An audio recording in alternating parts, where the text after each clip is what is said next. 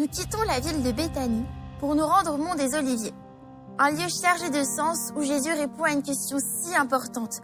Quand viendra la fin du monde? Plongés dans une époque de crise, de pandémie et de catastrophes, nous sommes tentés de lier ces événements à la fin des temps. Mais Jésus, plutôt que de nous faire peur, nous montre un autre signe, un signe d'espérance. Restez avec nous pour découvrir ce que le pasteur Émile va nous partager.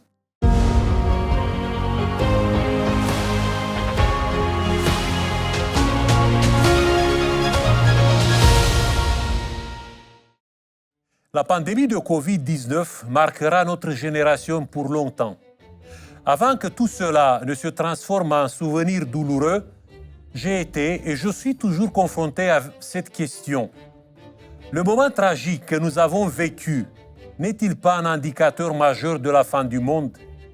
J'ai entendu d'innombrables propos faisant lien entre la pandémie et la fin de l'histoire de l'humanité. Des séries télévisées, des films apocalyptiques et post-apocalyptiques ont commencé à inonder les plateformes de streaming, amplifiant la peur que notre monde connaisse la fin de son histoire. Même les personnes non religieuses sont tentées d'adopter l'idée d'un effondrement de notre civilisation. Confrontés à une situation de crise d'une ampleur sans précédent, il me semble légitime de poser la question formulée par les disciples de Jésus peu de temps avant sa mort. Au terme d'une journée passée dans la cour du temple de Jérusalem, les compagnons du Christ s'émerveillent devant la beauté des édifices de marbre érigés par Hérode le Grand sur la colline appelée le mont Morija. Le maître de Nazareth fait alors une prédiction terrible pour la fierté spirituelle d'un juif. Voyez-vous tout? Je vous le dis en vérité, il ne restera pas ici pierre sur pierre qui ne soit renversée. Les disciples se taisent. Une telle chose était impossible. Une tragédie d'une ampleur pareille ne pouvait représenter dans leur esprit que la fin du monde, avec la venue du Messie dans sa gloire. Arrivés au lieu de repos sur le mont des Oliviers, où se retiraient les pèlerins les plus modestes, les disciples posèrent à Jésus la question qui les avait troublés tout au long du chemin. « Dis-nous, quand cela arrivera-t-il et quel sera le signe de ton avènement et de la fin du monde ?»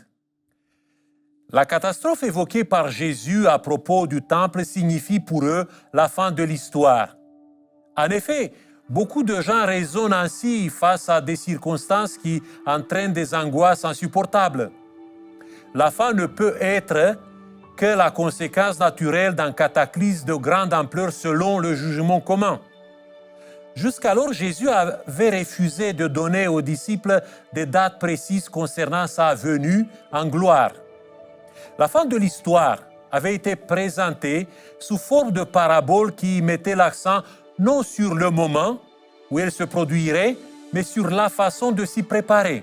Pourtant, cette fois, quand il demande une indication plus claire sur les deux événements, la fin et le retour de Jésus, Christ répond à leur attente, mais pas comme ils s'y attendaient.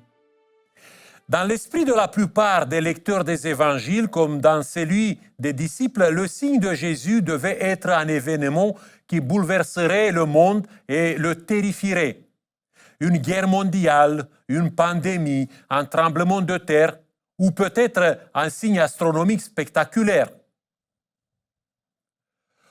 Je vous invite à ne pas vous laisser guider par des préjugés et des idées préconçues issues de l'environnement culturel ou religieux dans lequel nous vivons, mais à comprendre ce que dit l'Évangile dans les lieux et le temps où il est écrit.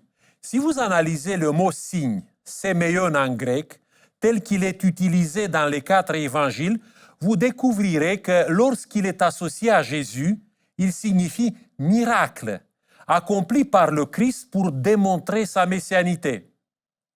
L'évangile de Jean dit que le premier signe, séméion, de Jésus a été la transformation de l'eau en vin lors des noces de Cana. Puis, Plus tard, lorsqu'il guérit le fils d'un administrateur d'Hérode Antipas en Galilée, l'évangéliste ajoute « Tel fut le second signe que Jésus accomplit lorsqu'il revint de Judée en Galilée. » Ensuite, il raconte encore 6 autres miracles qui étonnent leurs témoins. Devant l'insistance des chefs religieux à prouver sa messianité par un miracle sans précédent, Jésus leur annonce qu'ils recevront bientôt le signe de Jonas. Tout comme le célèbre prophète qui est resté 3 jours dans le ventre d'un poisson, Jésus de Nazareth montrera en sortant du tombeau le 3e jour après sa mort qu'il est le Christ, Messie. Les signes sémillants de la vie du maître galiléen sont des faits miraculeux qui attestent de sa messianité et renforcent l'attachement et la confiance des hommes et des femmes en Dieu. Il ne s'agit en aucun cas d'actions ou d'événements visant à répondre à notre curiosité ou à notre soif de sensationnel.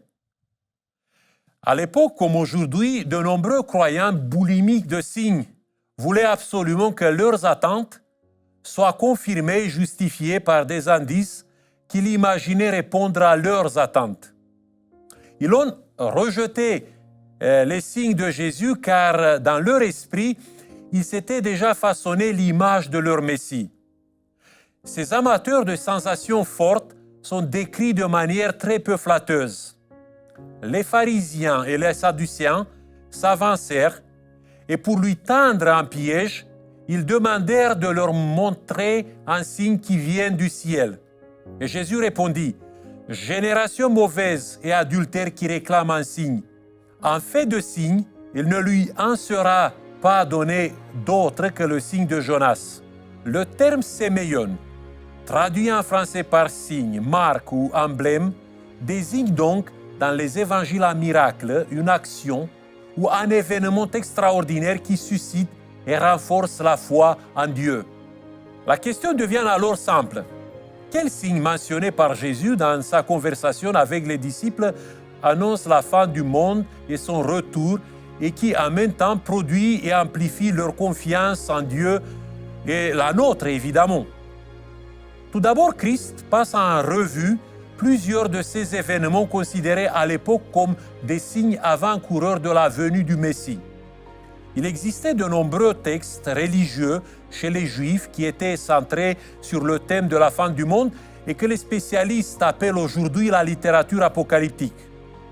Des écrivains des 3 derniers siècles avant la naissance de Jésus, qui s'étaient donné des noms illustres tels que Abraham, Lévi ou Enoch, affirmaient que l'apparition du Fils de l'homme, un autre nom pour le libérateur d'Israël, serait précédée d'une série de signes. Ces signes sont évoqués par Christ dans la première partie du message qu'il a transmis à ses amis sur le mont des Oliviers. On les trouve dans le passage de Matthieu chapitre 24, versets 4 à 13. Les voici dans l'ordre présenté par Jésus. Les divagations des charlatans qui se font passer pour des messies tromperont de nombreux croyants avides d'une religion à sensation forte. La multiplication des guerres et de menaces guerrières, la création d'un climat d'instabilité permanente entre les peuples prêts à s'entre-détruire à la première provocation. Des catastrophes naturelles variées aux conséquences lourdes frapperont l'humanité. Tremblements de terre dévastateurs, famines terribles et surtout épidémies incurables. Le puzzle des horreurs de la fin de l'histoire sera complété par un déferlement de violence dans tous les domaines de la vie humaine. Les croyants seront persécutés, l'amour naturel qui existe entre les êtres humains sera radicalement altéré et remplacé par la froideur et l'indifférence.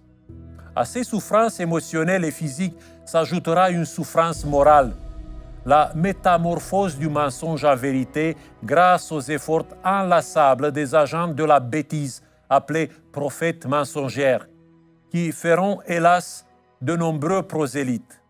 Tous les indices énumérés ici par Jésus se trouvaient dans la littérature apocalyptique et étaient bien connus des Juifs du 1er siècle. lesquels d'entre eux pourraient correspondre à ce que l'on appellerait le signe de la fin selon Jésus? Laquelle des calamités énumérées serait le miracle qui susciterait et amplifierait la confiance en Dieu? Soyons réalistes. Aucune de ces horreurs ne déclenchera dans l'esprit d'une personne normale l'espérance et la joie qui sont les caractéristiques de la foi. L'évaluation que fait Jésus de ce que les apocalyptiques appelaient les signes de la fin est la suivante. Attention, ne vous alarmez pas.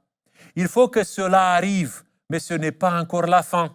Ou tout cela ne sera que le commencement des douleurs. Les tragédies qui touchent le monde progressivement jusqu'au moment final de l'histoire sont appelées le commencement des douleurs. Elles se multiplient en raison d'un phénomène de décadence morale identifié comme l'iniquité croissante qui affectera de plus en plus l'humanité. Aucune de ces situations terrifiantes ne remplit les conditions pour être classée parmi les signes qui annonceront la fin du monde ou le retour de Jésus. En effet, aucune d'entre elles ne correspond au sens du mot signe, séméion, que les évangiles attribuent à l'action de Jésus. En suivant le fil du discours eschatologique du chapitre 24 de Matthieu, nous découvrons à partir du verset 14 deux grands signes que l'on peut placer dans la catégorie des plus grands miracles. Tous deux sont des réalités positives créées par Dieu et impossibles à imaginer pour l'esprit humain. Le premier signe d'espérance mentionné par Jésus est lié à la fin et le second à la venue du Christ en gloire. Tous deux semblent incroyables, impossibles pour la logique de la pensée humaine. Je vous propose de les découvrir et les analyser et d'en comprendre leur signification. Je voudrais avant tout les aborder non depuis le point de vue d'une personne vivante au 3e millénaire, mais en tant que contemporain des événements de l'an 31. Approchez-vous doucement du groupe des 13 Galiléens. Vous entendrez les paroles suivantes. Cette bonne nouvelle du royaume sera prêchée dans le monde entier pour servir de témoignage à toutes les nations. Alors viendra la fin. Que veut dire cet homme écouté si attentivement par ses compagnons? La fin viendra-t-elle quand le message proclamé par lui se répandra sur toute la terre? La compréhension des propos de Jésus nécessite une explication de certains mots présents dans le texte. Le premier est l'évangile du royaume. L'expression utilisée par les paroles du Maître se réfère au message qu'il a prêché. Dieu a envoyé son Fils unique pour sauver l'humanité. Concrètement, cela devait être accompli à travers sa mort et sa résurrection, événements qui permettent la foi en Dieu et le changement de vie dans une existence fondée sur l'amour radical. Le deuxième terme important est le monde. En grec, il est exprimé par le mot oikoumène. Pour les habitants de l'Empire romain du 1er siècle, oikoumène signifiait le monde civilisé, en opposition avec le monde des barbares. Au début, les Grecs utilisaient oikoumène pour désigner leur civilisation. Plus tard, lorsque les Romains ont adopté la langue et une grande partie de la culture des Grecs, oikoumène est devenu un concept qui englobait tout l'espace de l'Empire romain. Le troisième concept clé de la prophétie de Jésus est celui de témoin, martyrion en grec. Il fait référence aux déclarations sous serment. C'est une puissante plaidoirie de la part de quelqu'un, une démonstration appuyée avec tous les arguments de la logique. L'évangile, la bonne nouvelle devait être proclamée avec conviction par des personnes qui seraient bien plus que de simples messagères. Elles devaient s'engager entièrement dans leur représentation du Christ sur la terre. Plus tard, le mot martyrion ou martyrion est devenu le mot générique pour désigner les personnes qui font le sacrifice suprême, le martyr. Enfin, le quatrième élément important du texte est les nations, ethnoi dans l'original. Pour les Juifs de l'époque, ethnoi était l'équivalent hébreu du terme goïm. Par goïm, il désignait les gentils, les païens parmi lesquels ils vivaient. À leurs yeux, à la fin de l'histoire, cette catégorie humaine sera détruite par le Messie avec le souffle de sa bouche. En aucun cas, elle ne fera l'objet d'un traitement favorable. Et maintenant, reprenons la prophétie de Jésus sur la fin avec la mentalité d'un observateur du premier siècle. Un homme, vêtu d'habits simples, semblables à ceux d'un paysan galiléen, annonce à 12 autres personnes, apparemment aussi insignifiantes que lui, le message suivant. La bonne nouvelle que j'ai diffusée au cours de ces années ira bien au-delà de notre petit cercle. Elle dépassera les frontières du judaïsme. Elle se répandra dans tout l'Empire romain et touchera tous les païens, changeant la vie de beaucoup d'entre eux pour le mieux. Tout cela se fera grâce aux efforts des témoins crédibles et convaincants, prêts à considérer l'Évangile comme leur raison d'être. Quand cela se produira, sachez que la fin viendra sûrement. De beaux rêves, rien à dire. Regardez les personnes qui se trouvent devant vous. Peut-être qu'aucune d'entre elles n'a dépassé les limites géographiques étroites du territoire habité par les Juifs au Moyen-Orient. Ils n'ont aucune idée de ce à quoi ressemblaient Rome, Athènes, l'Afrique du Nord, la Gaule, l'Asie mineure, la Thrace et bien d'autres lieux et provinces de l'Empire romain. Ce sont des Juifs enflammés par un enthousiasme utopique. Quel impact devait avoir la prédication idéaliste de leur maître dans une civilisation gréco-romaine caractérisée par la violence, l'esclavage, l'immoralité raffinée des élites, une civilisation nourrie de philosophie sceptique, de syncrétisme religieux, de multiculturalisme, de matérialisme et de beaucoup d'égoïsme. L'Empire romain n'est pas le pays des bisounours. Comment réunir cette poignée de messagers qui diront au monde que le salut ne vient pas d'un Dieu brillant et resplendissant, mais d'un homme crucifié comme un vulgaire voyou? Qui serait assez stupide pour faire confiance à un Dieu crucifié, fragile, souffrant au-delà de l'entendement humain? La prédiction de Jésus était une folie. La preuve qu'il avait perdu le sens des réalités, qu'il ne savait pas dans quel monde il vivait. Seul un miracle, et pas un miracle comme ceux qui ont été faits auparavant, pourrait accomplir la promesse. Et une telle chose, si elle arrivait, aurait besoin de plusieurs générations pour se réaliser. C'est ce que penserait un homme doté d'une logique commune. Toutefois, effectivement, les déclarations de Dieu vont souvent au-delà de notre entendement. Si vous avez envie de lire les autres livres du Nouveau Testament, vous découvrirez le plus grand miracle de l'histoire. Le jour de son ascension, Christ dit à ses disciples qu'ils seraient des témoins par qui l'Évangile se répandrait progressivement de Jérusalem en Judée, puis en Samarie et parviendrait jusqu'aux extrémités de la terre. 10 jours plus tard, un événement sensationnel se produit, la descente de l'Esprit Saint. En un seul jour, le témoignage des disciples du Christ est accepté par des milliers de croyants juifs. Jérusalem devient l'épicentre du message proclamé par Jésus de Nazareth. La suite est l'une des épopées les plus incroyables de l'histoire de l'humanité. L'Évangile passe en Judée, conquiert la Samarie, gagne les païens de l'Asie, se répand en Europe, entre dans les villes de Macédoine et proclamé devant l'Aréopage, où se réunissent les philosophes les plus célèbres d'Athènes. Et à la fin du livre des Actes, on nous dit que Paul, le plus grand missionnaire chrétien, arrive à Rome, la capitale du monde connu, Oïkoumène. La génération des apôtres avait réalisé l'incroyable. En quelques années, ils avaient répandu la bonne nouvelle confiée par Jésus partout dans l'espace désigné à l'époque par le terme oïkoumène. Des témoins étaient placés dans toutes les villes et les provinces habitées par des Juifs et des païens. Ils s'attendaient donc à juste titre à ce que la fin du monde et le retour de Jésus aient lieu de leur vivant. Voici l'évaluation que Paul fait de la situation vers la fin de sa vie. 2 Timothée chapitre 4, le verset 17. C'est le Seigneur qui m'a assisté et qui m'a fortifié, afin que la prédication fût accomplie par moi et que les païens, les ethnoi en grec, l'entendissent.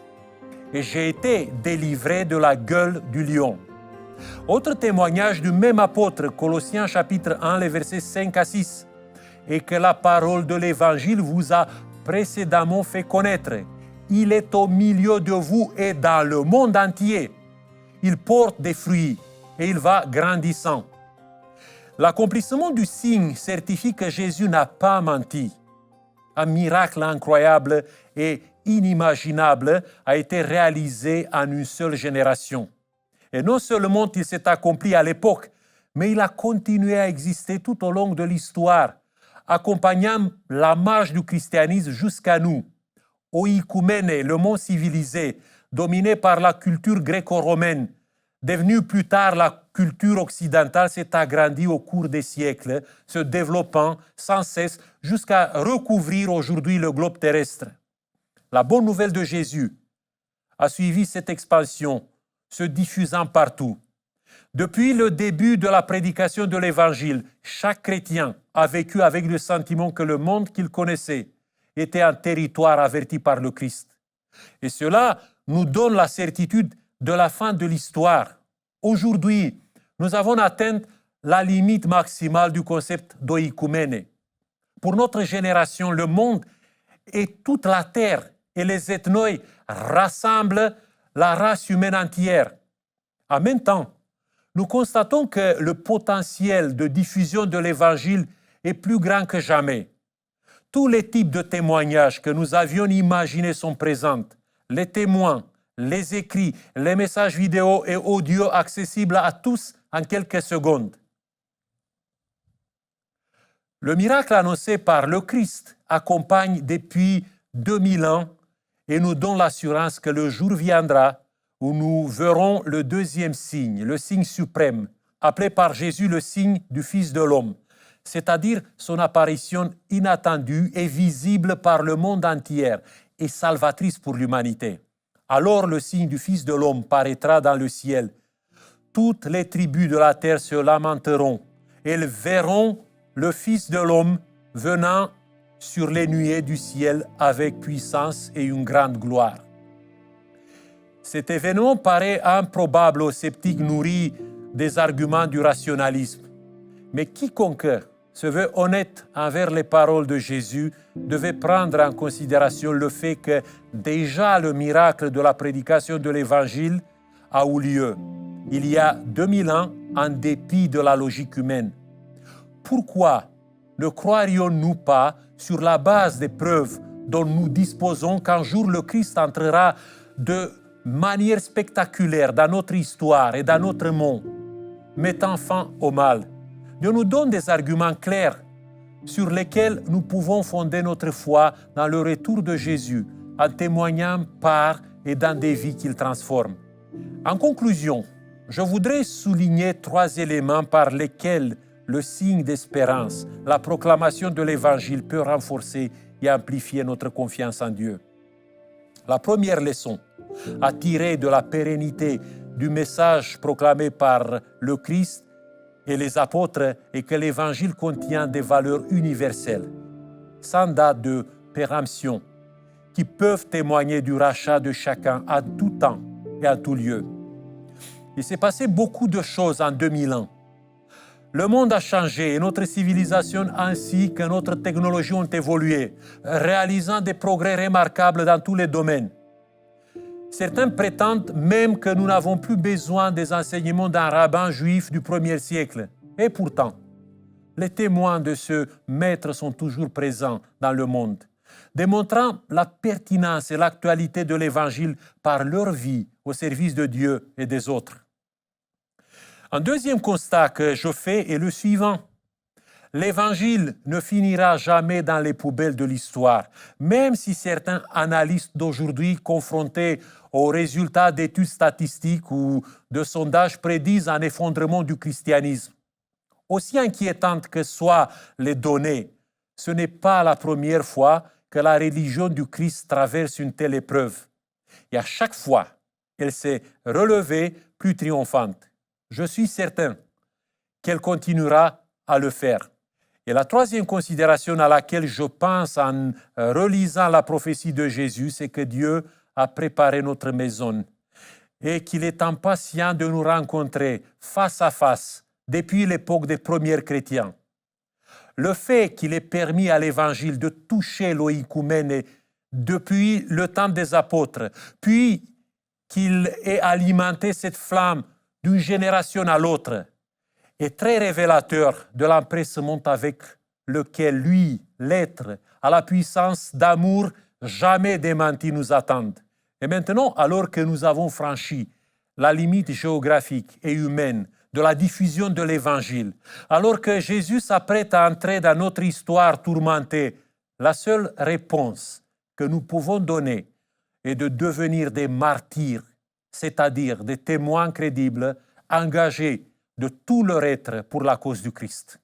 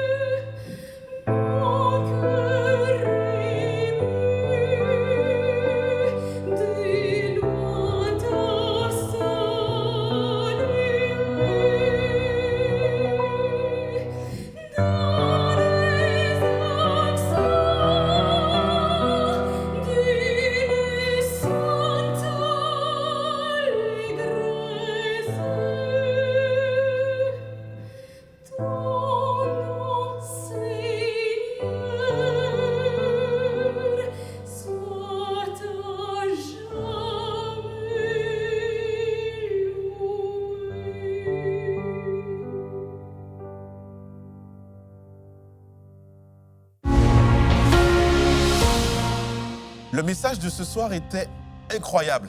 Merci Émile. Je suis David, pasteur à Eden Church, et ce que je retiens, c'est que beaucoup cherchent des signes de la fin du monde. Mais Jésus nous surprend encore une fois pour nous dire que le vrai signe de la fin, ce n'est pas le chaos, mais c'est l'évangile qui se répand. Est-ce que tu as déjà pris le temps d'explorer cette bonne nouvelle que Jésus nous apporte? Si tu veux en savoir plus sur ce message qui peut changer ta vie, moi je t'invite à te rendre sur le site monespérance.fr. Tu y trouveras des études bibliques, des articles, des vidéos pour mieux comprendre cette promesse d'espérance. Et si tu le veux, nous serions heureux de t'envoyer une Bible gratuitement chez toi pour que tu puisses découvrir les richesses qui s'y trouvent. Alors je te dis à demain pour continuer à explorer cette semaine qui a changé le monde. À demain.